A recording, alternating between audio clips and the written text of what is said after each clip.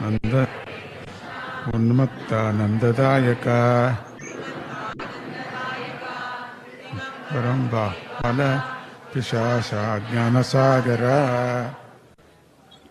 హరే కృష్ణ. దత్తాయ నమః. ప్రపంచమంతా దత్తభక్తులు కావాలా అనేది ఒక సంకల్పం అందరికీ.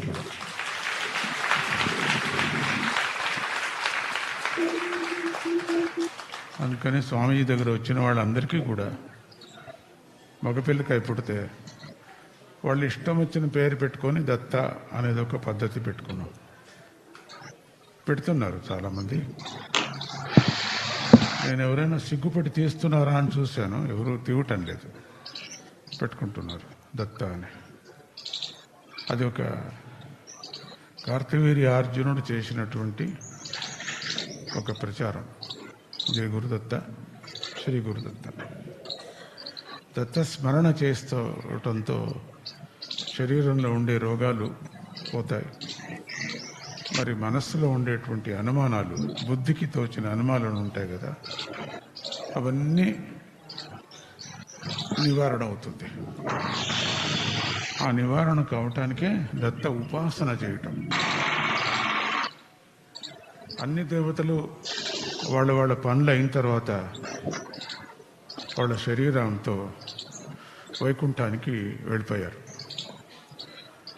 అందరూ చూసుకోండి అట్లనే. అవతారాలన్నీ కూడా వామనావతారం అంతేనే,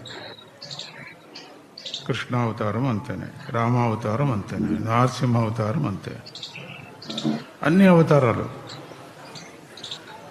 అవతారాలు వైకుంఠానికి వెళ్ళిపోయాయి. కానీ దత్తావతారం మాత్రం ప్రపంచంలో ఉండిపోయారు. భక్తితో దత్తుల్ని మనము కృష్ణదత్త అన్నా చాలు, కృష్ణ భక్తులు, శివభక్తులు శివదత్త అన్నా చాలు. ఆధ్యాత్మ పరంపరంగా ఉండేటువంటి వాళ్ళు బ్రహ్మదత్త అంటే చాలు.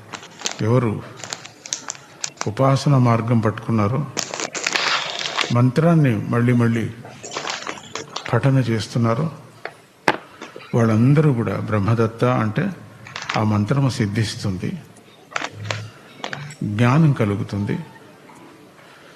సమస్య బుద్ధిలో ఉండే సమస్య, ప్రాబ్లమ్స్ కాదు, ఇవి కాదు, వరల్డ్లీ థింగ్స్ కాదు, బుద్ధిలో ఉండేటువంటి ఆధ్యాత్మ తరంగాలు పెరుగుతాయి.